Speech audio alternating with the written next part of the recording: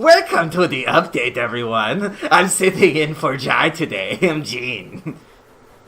And I'm Agent D from the Men in Black Association.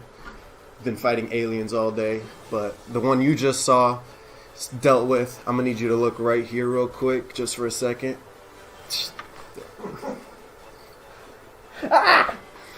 Okay.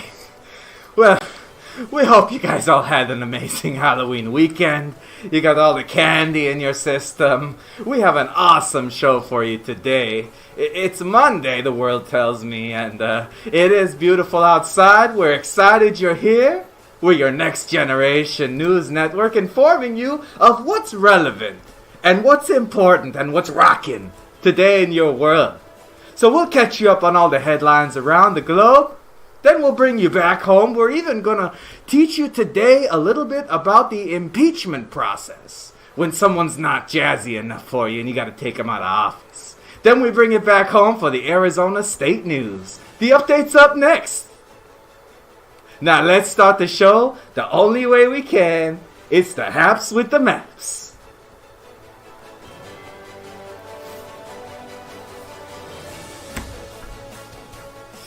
Now, to start us off today, we begin with the war in Ukraine, and here are the key points to know about what's developed over the weekend. First up, the international community is condemning Russia for their decision to suspend the UN-brokered Black Sea Grain Initiative, which came into effect this year due to the invasion of Ukraine. Now, following Russia's invasion in late February 2022, mountains of grains built up in silos, with ships unable to secure safe passage to and from Ukrainian ports, and land routes were unable to make up for this. Now, all of that caused, well, at least contributed to massive rises in the prices of staple foods around the world. Combined with increases in the cost of energy, developing countries were pushed to the brink of debt default and increasing numbers of people finding themselves on the brink of famine. Now, this initiative was due to run out in the second half of November this year, but there was an option to extend it if all parties, including Russian and Ukrainians, agreed on Saturday. Russia announced it was suspending its involvement in the deal, citing an attack on the same day on ships in the Ukrainian port of Sevastopol in the Crimean Peninsula. Now, this has created fear of additional food prices.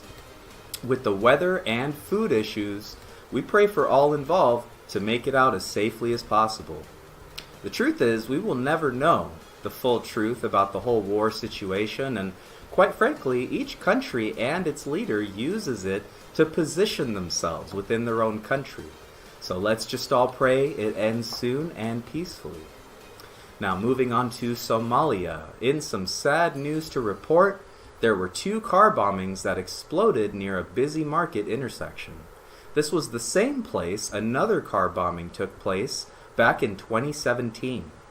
The bombings from this weekend so far have killed reportedly over 100 people and injured another 300. Now, when this happened back in 2017, it was estimated that more than 500 people were killed. The party being said to be responsible for those horrendous acts has taken responsibility, and it seemingly happened at the behest of the Al-Qaeda linked Islamist group of Shihab. Now, according to reports, the ministry was at the center of a war on mines that teaches Somalian children using a Christian-based syllabus. The goal of Al-Shabaab? Seeking to topple the government and establish its own ruling based on an extreme interpretation of Islamic law. Listen, all acts like this, ones who target citizens, who have no volition of their own, are being trapped in the middle and they're suffering the most. These acts, you might say they're cowardly, though not uncommon around the world due to differing viewpoints. Now, make sure you don't become so steadfast in the way you view things, right? We know staying open-minded can keep us open to all possible solutions of making things better, you know? We always need to make sure we take that humanity into consideration, right? We're all just brothers and sisters here, denizens of the world. Let's move over to Daniel for the next piece. Well, it's true what they say, folks. Teamwork makes the dream work, and it did, in fact, for Australian and Hong Kong authorities. According to Reuters, Australian police said on Sunday they had seized in Hong Kong some 1.6 billion worth of liquid methamphetamines bound for Australia in a joint operation with Hong Kong authorities. According to the AFP, the drugs were able to be identified based on intelligence developed by AFP officers in Mexico and the Australian Department of Home Affairs. International cooperation led HKCE to find the meth on October 23rd, hidden in cartons of coconut water, where they were headed for the New South Wales, Australia's most populous state. Apparently, Mexican-based officers used their international network to alert AFP officers in Hong Kong about the suspicious shipment. And get this, the liquid meth was a record seizure for Hong Kong. Way to stop the bad guys. And it's nice to see all these countries working together, so it's possible. Now moving over to Brazil, we've got the far-right leader, incumbent Jair Bolsonaro, faced off against former President Luiz Inácio Lula da Silva, a left-wing politician who was previously imprisoned on corruption charges. Some say wrongfully, in a runoff election Sunday which was watched closely by the United States and around the world. Brazil has 2 rounds of elections, and in the first round, neither candidate secured a majority. In the end, we don't know who the winner was, but we'll let you know as soon as we do. There have been many elections around the world, and each country has their own issues of whether the election was held properly or not. We will see how this one plays out and keep you updated on developments. Back to you, Jack. Thanks, Daniel. And, there is really so much happening around the world. All of these different governments really are starting to at least seemingly figure out how to maybe work together a little bit more. And so, we really love to see that.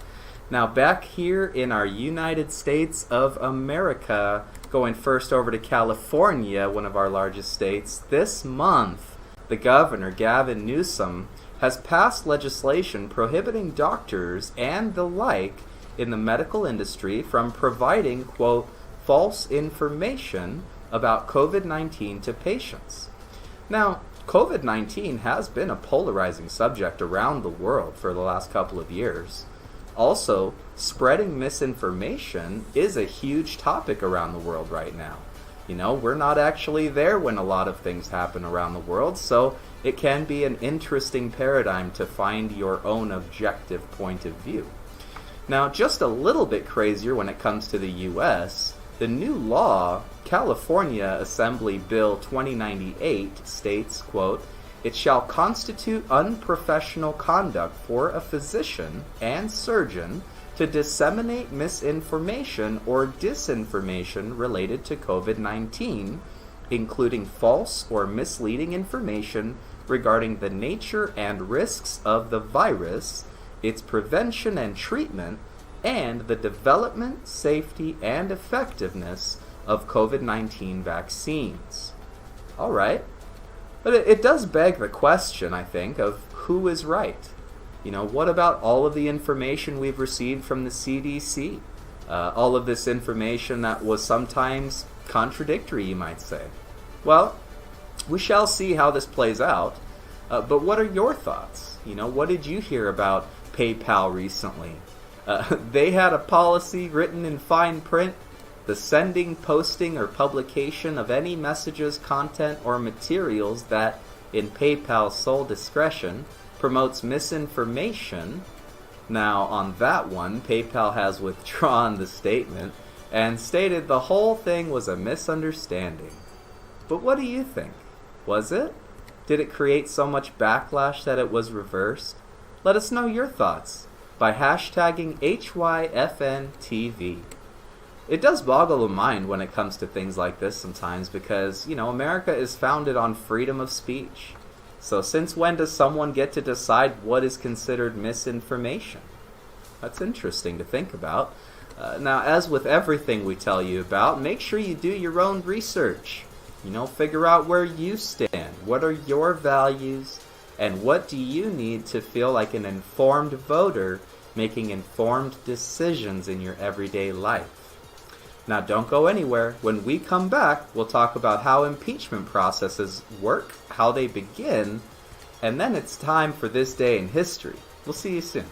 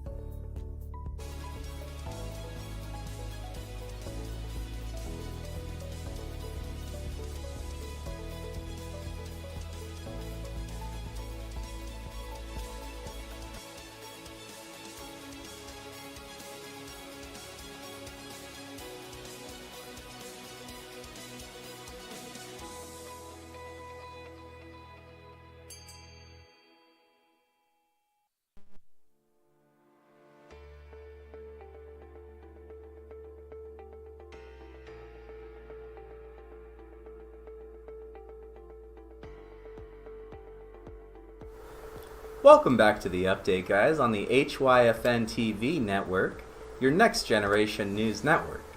Remember, you can always catch us here on your phone at hyfntv.com.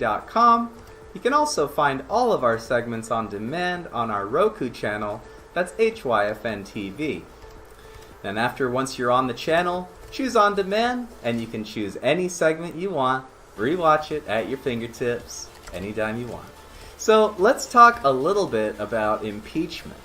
Now, what does that mean exactly? Well, impeachment is defined as a charge of misconduct made against the holder of a public office or the action of calling into question the integrity or validity of something the United States Constitution grants Congress, the power to impeach the President, Vice President, and any federal civil officer and remove them from office, and the presidential impeachment process is one of the most powerful checks the legislative branch has over the president and other members of the executive branch. The formal impeachment process starts in the House of Representatives, but is ultimately decided when the Senate votes on whether to convict the president of wrongdoings. So what exactly does it mean when a president is impeached, and how does it happen? The Constitution says a president may be impeached for treason, bribery, or other high crimes and misdemeanors. First, in order for the impeachment process to start, Congress launches an impeachment investigation, usually through the House Judiciary Committee, to evaluate whether articles of impeachment are warranted. Let's go to Daniel for the rest of this process. Next, the representatives in the House must vote on formal articles of impeachment that clearly state the grounds.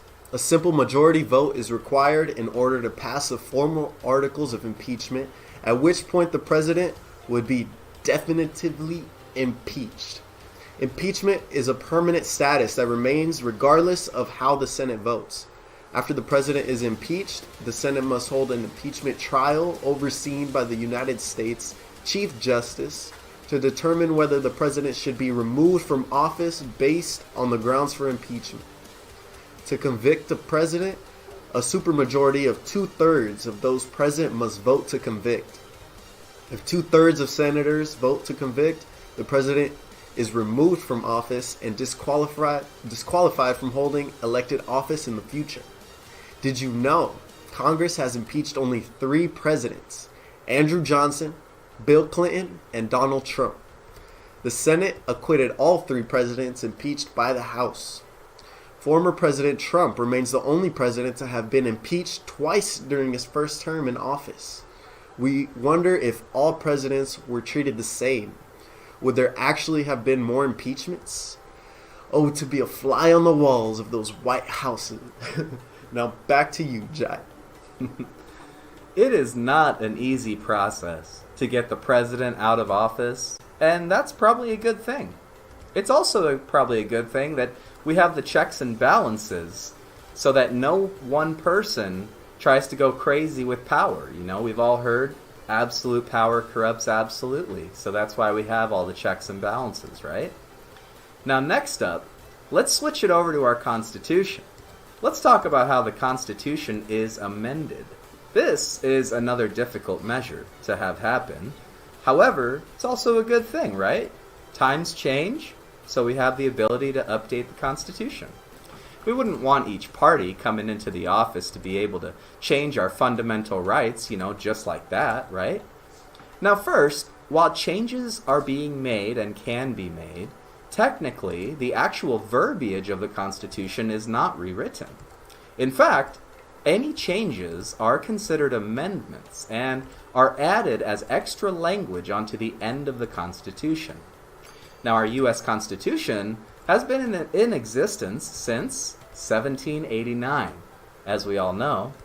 Now, as times change, and with, the many changes over the last 200 years, even in the last 10 years, that's why it's great we have this ability. Now, the Constitution does change. Since its birth, the Constitution has only seen 27 amendments so far. According to Study.com, that's because amending the Constitution is a complicated process. However, Article 5 lays out the process by which amendments happen. Did you know there are actually 4 different ways, but only one is widely used? The following are the 4 methods. First, proposal by convention of the states with ratification by state conventions. Now, this method has actually never been used. But moving on, number 2, proposal by convention of the states with ratification by state legislatures. This method has also never been used. Thirdly, we have proposal by Congress with ratification by state conventions. This method has only been used one time, and that was for the Equal Rights Amendment. And finally, our fourth method, which is the most widely used, is proposal by Congress with ratification by the state legislatures. This method has been used for all current amendments except for the one we just discussed. Let's take a look at the more common methods. The first step requires that a constitutional amendment be suggested. Now, most commonly, this means a federal legislator or legislative committee puts forward a bill asking for an amendment. To be officially proposed, the bill must pass both houses of legislature with a 2/3 majority in each. Notice that the entire Congress is involved in this process. When both the House of Representatives and the Senate approve the 2/3 majority on the bill, it's known as a joint resolution.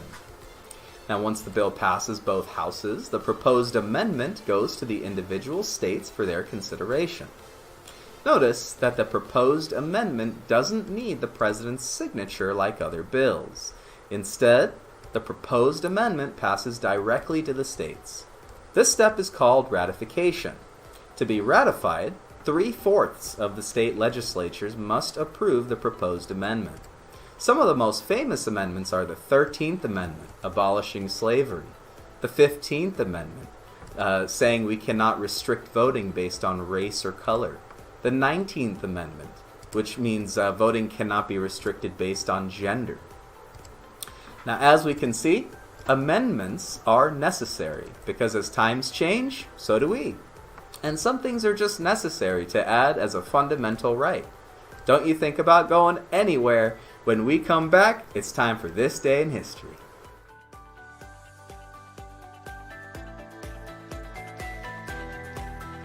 Audio Jungle.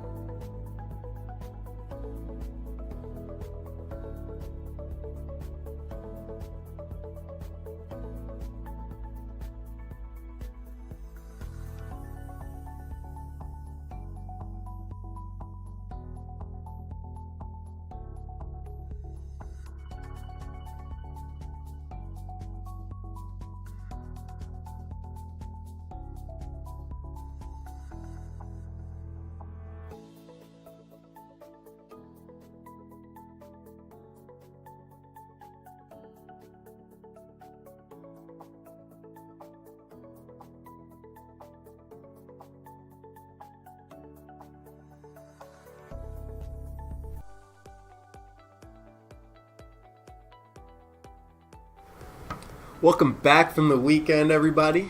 Hope you had a great one. And just like that one, it's in the past now. Just like all the events that I'm about to talk about on this day in history. First up, way back in the day, October 31st, 1517. Legend has it that the priest and scholar Martin Luther approaches the door of the Castle Church in Wittenberg, Germany, and nails a piece of paper to it containing the 95 revolutionary opinions that would begin the Protestant Reformation. Now, the Protestant Reformation was a 16th century religious and political challenge to papal or the Pope's authority, promoted by Martin Luther, King Henry VIII, and others, which led to the 30-Year War and the Counter-Reformation. You gotta check out that story, it's a good one in history. And not too many years later, in 1541, Michelangelo, the Michelangelo, the one that the Teenage Mutant Ninja Turtle was named after, the one and only famous painter, today marked the final day for his masterpiece called The Last Judgment. This art is in style called fresco, in which wet lime plaster is combined with water and dry powder pigment, and when the plaster sets, the painting becomes an integral part of the wall. It's pretty cool, right? The Last Judgment is part of Michelangelo's famous work inside of the Sistine Chapel, and this one specifically is along the whole altar wall. The work took over 4 years to complete, between 1536 and 1541. That's some serious dedication right there. Next up, in 1864, the U.S. Congress admitted Nevada as the 36th state in the Union. Back then, to be considered for statehood, it was said that you needed to have 60,000 inhabitants. Well, at that time, Nevada only had 40,000.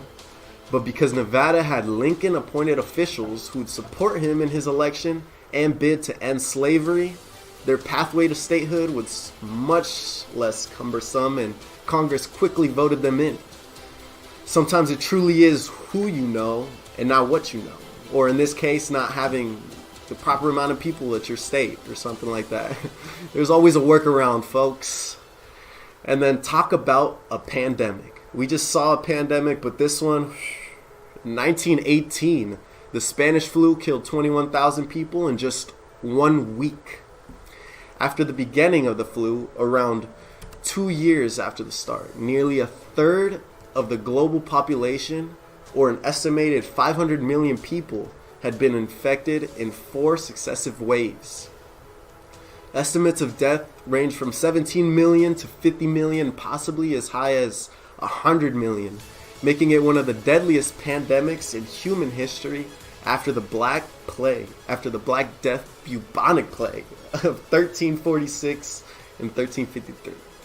Now in 1926, Harry Houdini, the man, the myth, the legend, and the most celebrated magician and escape artist of his time, passed away.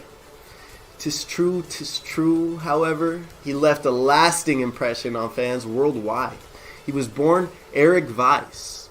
Yeah, that's not exactly as cool as Harry Houdini, which is destined for greatness, right?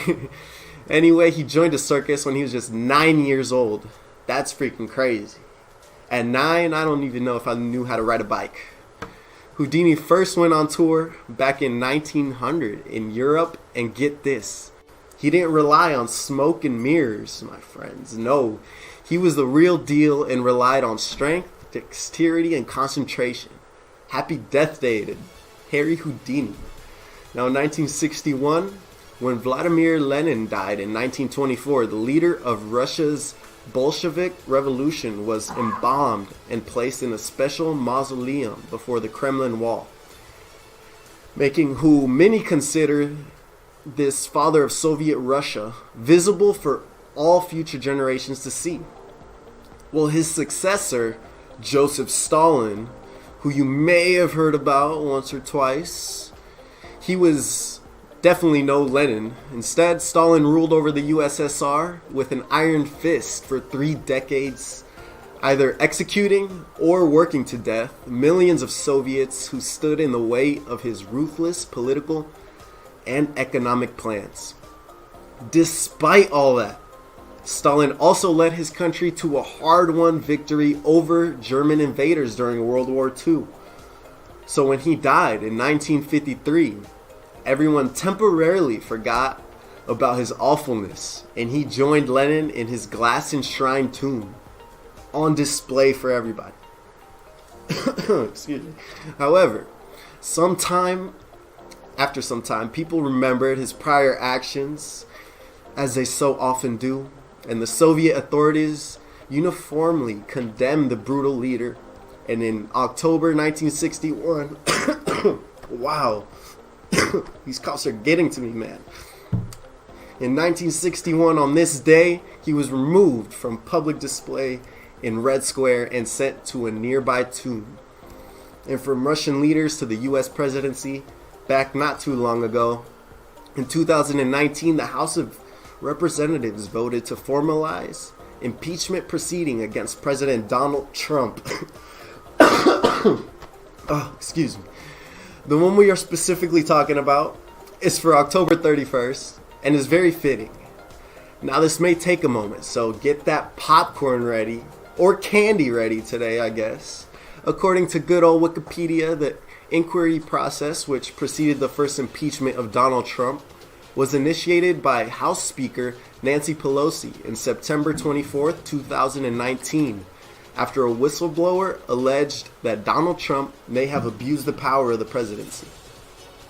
Trump was accused of withholding military aid as a means of pressuring newly elected president of Ukraine, Vladimir Zelensky, to pursue investigations of Joe Biden and his son Hunter, and to investigate a conspiracy theory that Ukraine, not Russia, was behind interference in the 2016 presidential election. More than a week after Trump had put a hold on the previously approved aid, he reportedly made these requests in a July 25th phone call with the Ukrainian president, which the whistleblower said was intended to help Trump's re-election bid. Now, we don't know all the ins and outs of the government and what they do or don't or have going on. And let's be honest, the majority of the public probably wouldn't want to know what's really happening. But aren't we seeing the same thing right now with President Biden and OPEC? It's been reported all over, asking for gas prices to be kept low for another month, which put us right at the election time, which would in turn help the primaries and his bid for another term. Do you know what all this is called? When someone says, do this for me and I'll do that. It's called quid pro quo. In fact, back in 2019, White House acting chief of staff Mick Mulvaney responded to reporters' allegation of quid pro quo, saying, and I quote, "We do that all the time with foreign policy. Get over it." That's crazy. That was with most things said publicly and then frowned upon by some. He later walked back on his comments, asserting that there had been absolutely no quid pro quo, and that Trump had withheld military aid to Ukraine over concerns of the country's corruption. It makes you think, at least it should, when and why is it okay for one party and not for the other? It's mind-boggling. No matter which side you were on, the actions of a country outside of the U.S. has a hand in determining how our elections turn out. That's crazy. I don't know. What do you think, though? Don't go anywhere. We'll be back in a snap with some more news.